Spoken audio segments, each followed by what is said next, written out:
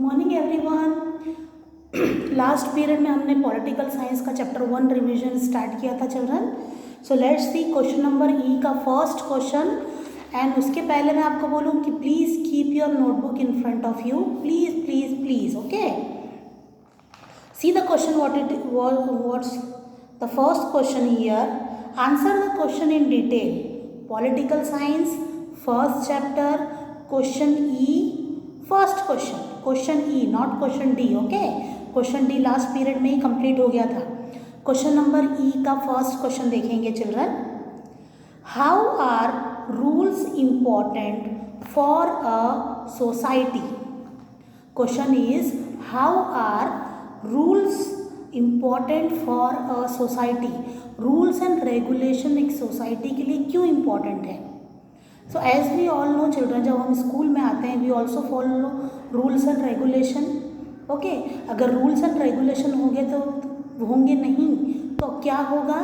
Between the period you go out, है ना, you go to out for washing your hand, for toilet and all, है ना, for anything. Rules and regulation नहीं होंगे तो ये होगा। Any time you run on the corridor.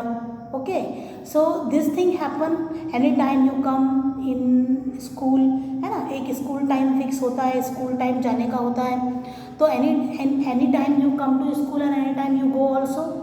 So if rules and regulation are not there तो ये सब होगा। और रूल्स एंड रेगुलेशन होगा तो क्या होगा? स्ट्रिक्टनेस होगी, है ना। जैसे एक स्कूल में होती है कि आप बिटवीन द पीरियड नहीं जा सकते without taking permission of our teacher, आप नहीं जा सकते। अगर रूल्स एंड रेगुलेशन नहीं बनाए जाएंगे तो आप क्या करोगे? मैं पढ़ाते रहूँगी और आप उठ के चल दोगे, तो ये सब होगा ना, है ना। रूल्स एंड रेगुलेशन हर चीज़ में ज़रूरी है, घर में भी ज़रूरी होता है, स्कूल में भी ज़रूरी होता है, और कंट्री को भी चलाने के लिए rules and regulation it's must important. Clear? घर में क्यों होता है कि आपको पता है कि आपको देर रात तक बाहर नहीं रहना है, एल्डर से रिस्पेक्टली बात करनी है, टाइम पर खाना खाना है, टाइम पर उठना है, टाइम पर स्टडी करना है, टीवी देखने का टाइम अलग, खेलने का टाइम अलग, है ना। तो ये जो टाइम फिक्सेशन होता है चिल्ड्रन, ये रूल्स होते हैं, है ना। तो वी हैव टू फॉलो। और जो ये रूल्स फॉलो नहीं करते तो ह्यूमन बीइंग और एनिमल में कोई डिफरेंस नहीं है। क्लियर? अगर हम रूल्स एंड रेगुलेशन को फॉलो नहीं करते तो ह्यूमन और एनिमल्स में कोई डिफरेंस नहीं होता, है ना। जैसे एनिमल कभी भी उठते हैं, चलते फिरते, बोलते गाते, जो भी नॉट गाते, है ना, बिल्कुल अपने मर्जी के मालिक होते हैं। रोड के बीच में बैठे हैं तो बैठना ही है, उठना नहीं है ना। एनिमल्स और फिर हम में कोई भी अंतर नहीं होता, ह्यूमन बीइंग और एनिमल में फिर कोई भी अंतर नहीं होगा। तो इसलिए क्वेश्चन पूछा गया है, how are rules important for a society? Society को चलाने के लिए रूल्स क्यों इम्पॉर्टेंट है? So here is the answer is law bring order and security in the society. As we all know, so many laws are there in our constitution. तो law bring order and security in the society. मैंने बताया कि मुझे मेरे neighbour से security है और उसको मुझसे सिक्योरिटी है। अगर लॉ एंड ऑर्डर नहीं होते तो क्या होता? मैं उसके घर में जाती, कुछ भी चीज़ उठा के ला लेती, वो मेरे घर में आता, कभी भी आ जाता, अटैक करता और फिर सारे सामान ले जा लेता, जो भी प्रेशियस थिंग है वो ले जा लेता। तो लॉ एंड ऑर्डर अगर बनाया गया है कि चोरी करना is a punishable offence, okay, तो उससे क्या होगा? ओके, तो उससे ये होगा कि क्राइम कम होगा और लोग ऐसी चीज़ें करने पर डरेंगे। क्लियर? तो here law bring order and security in the society. तो लॉ एक ऑर्डर मेंटेन करता है and security in the society.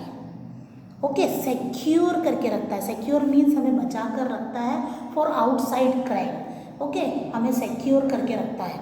C the next point children, they help people to progress and protect them from chaos and unfair practice. I think ये answer मैंने आपको बता दिया था, आई रिपीट इट अगेन, है ना। तो हम क्या करेंगे? अनफेयर प्रैक्टिस से भी बच जाते हैं। It help people to progress. कोई भी सोसाइटी के पीपल क्यों ना हो, वो प्रोग्रेस करेंगे। अगर हम उनको रोकेंगे नहीं तो हम रोक नहीं सकते।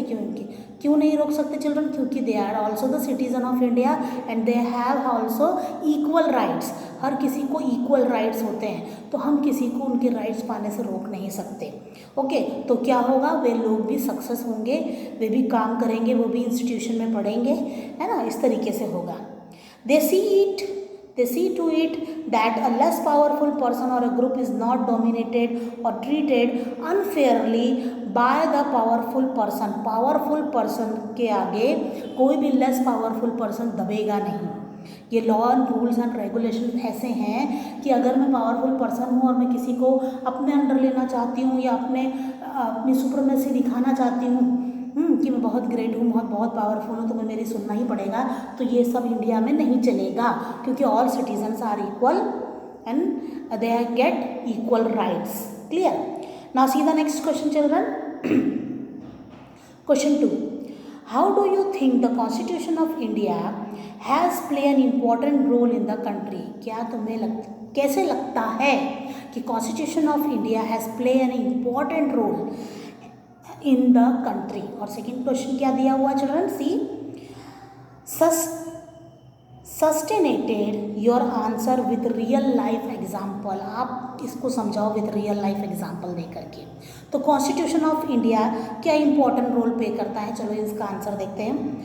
The rule of law refer to the supremacy of the law in the country. Rule of law जो होती है, रूल ऑफ लॉ जो रूल्स एंड रेगुलेशन होता है वो सुप्रीमेसी होती है. सबसे पहले उसी को फॉलो करना है. Clear?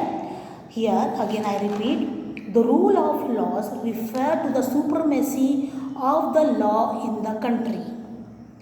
This means that everyone in the country would have equal rights. जो rule of law है, it's a supremacy. सबसे पहले उसका नंबर आता है और उसके थ्रू देखो क्या बोला गया है. This means that everyone in the country would have equal rights and protection by the law. Everyone, you all and me also and so many also. Okay, this means that everyone in the country would have equal rights and protection by the law. देखो, everyone in the country would have equal rights. हम सबको equal rights है, equal हक है. जितना तुम्हारा है children उतना मेरा है. ऐसा नहीं है कि मैं तुम्हारी टीचर हूँ तो थोड़ा ज़्यादा मिल जाए, है ना. तो इक्वल राइट्स है. Clear? So in the country would have equal rights and protection by the law. और हमें प्रोटेक्शन भी मिलता है लॉ के थ्रू. क्लियर? मैंने बताया ना कैसा प्रोटेक्शन, नेबर वाला एग्जाम्पल दिया. यस. अब नेक्स्ट देखो, एग्जाम्पल देकर बताओ बोलता है. The Constitution of India aim at establishing equality in the society by prohibiting discrimination on the ground of class, gender, religion, place of birth. Example कैसे देकर बताया यहाँ पे? I repeat the example again. The Constitution of India, जो हमारे Constitution of India है, aim at, उसका aim क्या है, लक्ष्य क्या है? At establishing equality, कि इक्वालिटी को इस्टेब्लिश करना है in the society. Yes. By prohibiting, किस बात को न देखते हुए? बाय प्रोहिबिटिंग डिस्क्रिमिनेशन, भेदभाव. किस बात पर भेदभाव? On the ground of class, caste, gender, religion and place of birth. इन सब का मीनिंग मैंने आपको कई बार बताया है चिल्ड्रन. क्लियर? तो कॉन्स्टिट्यूशन ऑफ इंडिया क्या एम करता है कि इक्वालिटी हो हमारे सोसाइटी में. प्रोहिबिटिंग डिस्क्रिमिनेशन ना हो. किन ग्राउंड का? कि वो कौन से कास्ट का है, कौन से रिलीजन बिलोंग करता है, प्लेस ऑफ बर्थ कहाँ की है, जेंडर क्या है. जेंडर मीन्स लड़का या लड़की का डिफरेंस. ओके, लड़की है या लड़का है, like that. Clear? So these are the. Now see the next question children. Dissent is important in a country to bring about change in the society. Elucidate with reference to the anti-Iraq movement. देखो पहला question क्या है? Dissent is important in a country to bring about change in the society. First question is that. Dissent मतलब क्या होता है कि हर जाति के लोगों का ओपिनियन आगे रख करके कॉन्स्टिट्यूशन के लॉ बनाए गए हैं. लॉ ऐसा नहीं कि किसी 4-5 लोगों की मर्जी में आ गया, उन्होंने लॉ बना दिया, इससे कि पर्टिकुलर कास्ट के लोगों को प्रॉब्लम हो रही है, इनको हो रही है प्रॉब्लम, उनको हो रही है. तो ऐसा ना हो. तो हर कास्ट के पीपल की ओपिनियन लेकर के लॉज बनाया जाता है, उसको डिसेंट कहा जाता है. Clear children? See dissent is important in a country to bring about positive change in the society. इससे क्या होगा, पॉजिटिव चेंज आएगा, यानी लॉ ऐसा बनाया जाएगा कि हर कास्ट के पीपल को कोई भी प्रॉब्लम ना हो, उसको अटेम्प्ट करने में, वो लॉ अटेम्प्ट करने में उनको प्रॉब्लम ना हो। ऐसे हो जाते हैं चिल्ड्रन, लॉ सुनने में ठीक लगते हैं, लेकिन कभी कभी क्या होता है कि पर्टिकुलर कोई कास्ट को उससे प्रॉब्लम फेस करनी पड़ती है। तो ऐसे लॉ ना बने कि पर्टिकुलर कोई कास्ट या कोई पर्सन को, okay, particular group of society को उससे हार्म हो, हार्म मतलब नुकसान हो। Clear? So dissent is important in a country to bring about positive change, है ना। सबकी ओपन ओपिनियन ले लिए, लॉ बना लिए, तो एक पॉजिटिव चेंज आया, ना इसका नुकसान ना उसका नुकसान, ना वो जाति वाले का नुकसान या ना ये जाति वाले का नुकसान। Clear? In the society as well as in the policy and action taken by the government. जो भी पॉलिसी और एक्शन बनाई जाएगी गवर्नमेंट की, है ना, उससे किसी कास्ट के पर्सन को कोई भी प्रॉब्लम ना हो।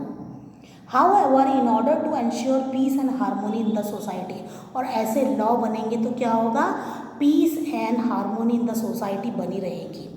क्लियर? पीस मतलब शांति बनी रहेगी, हारमोनी मतलब क्या होता है, फ्रेंडशिप जैसा ही समझ के चलो, हारमोनी, है ना, सब एक साथ रहेंगे, हारमोनी इन द सोसाइटी। अब नेक्स्ट क्वेश्चन था elucidate with reference to the anti arrack movement. Anti arrack movement क्या है? दो क्वेश्चन इसमें अलाउ बसे हुए। देखो, women started complaining about the increase consumption of arrack. देखो, विमेन मतलब औरतें। क्लियर? स्टार्टेड कंप्लेनिंग, किस बात की कंप्लेनिंग स्टार्ट करती है? About increase consumption of Erech. Erech, okay, जिसको कहा जाता है हिंदी में शराब बोला जाता है ना, बिल्कुल। तो women started complaining about increase consumption. Increase consumption मतलब उसका व्यापार बढ़ रहा है। विमेन लोग कंप्लेन करने लगी कि इस पर्टिकुलर चीज़ का बिजनेस बढ़ रहा है। इंक्रीज कंजप्शन ऑफ अरब यानी बनाई जा रही है और उसका व्यापार बन रहा है। कंजप्शन ज़्यादा बनाई जा रही है, दारू है ना या शराब बोलो। Of arrack country liquor by their husband. Okay, तो अब बनाई जा रही है, कंजप्शन हो रहा है, तो वहाँ के लोग क्या करेंगे, पिएंगे भी ज़्यादा। क्लियर?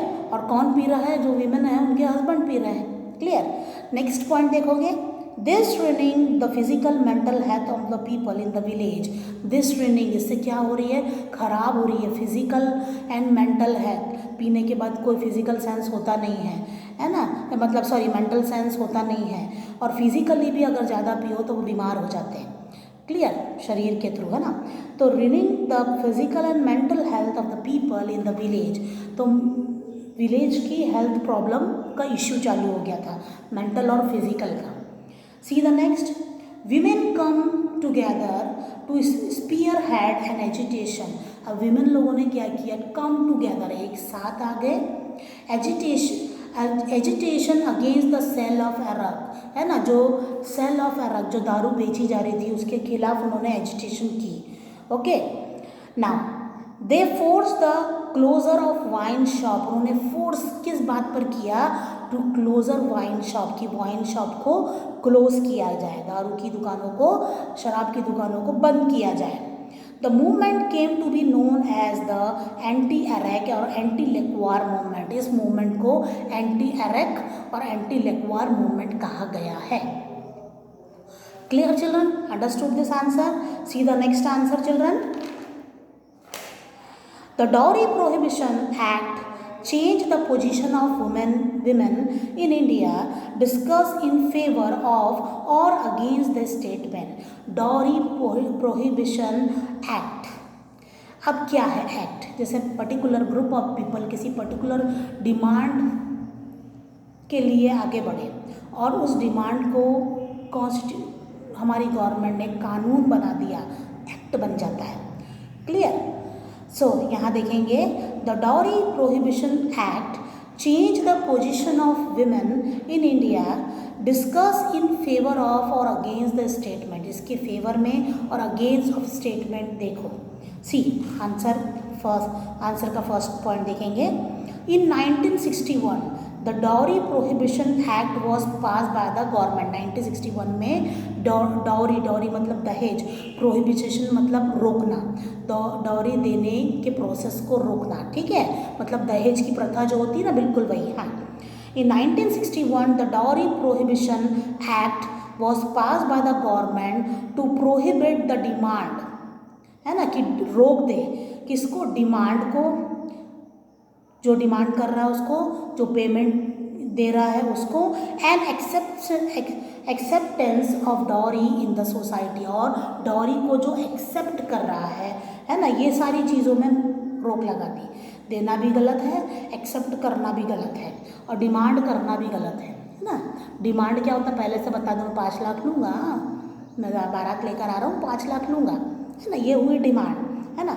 मैंने खुशी से अपनी बेटी की शादी में कुछ दहेज दे दिया, इट इज़ ऑल्सो प्रोहिबिट, मतलब इसका भी मना है, और उन्होंने एक्सेप्ट कर लिया तो उसका भी मना है। समझ में आया तीनों में डिफरेंस? हाँ, अब नेक्स्ट पॉइंट देखेंगे चिल्ड्रन। इन 1981, अभी हमने 1961 की बात की कि देना भी क्राइम है, एक्सेप्ट करना भी क्राइम है, और डिमांड करना भी क्राइम है। नेक्स्ट पॉइंट देखेंगे। इन 1981 when paying and accepting dowry become a punishable offence. 1981 में ये जो पेइंग देना और एक्सेप्ट करना इज अ पनिशेबल ऑफेंस, मतलब पनिशमेंट मिलेगी अगर साबित हो गया कि तुमने डाउरी दी है और तुमने डाउरी एक्सेप्ट की है, तो ये पनिशमेंट होगी। सीधा नेक्स्ट, इन 1986, अब 1981 से 86 पर आ गए, clear. 1986 the law also prescribe conviction up to 5 year। Law के थ्रू कैसी पनिशमेंट फिक्स हुई? Yes, for up to 5 years और fine up to 15,000 rupees who demanded और एक्सेप्ट डाउरी। जिन्होंने डिमांड की है और जिन्होंने एक्सेप्ट की है डाउरी, उनको 5 years की जेल होगी और फाइन होगा 15,000। Clear children? तो यहाँ हमारा रिवीजन खत्म होता है। तो प्लीज़ स्टार्ट लर्निंग आंसर्स। जब तक के लिए bye bye, good day everyone.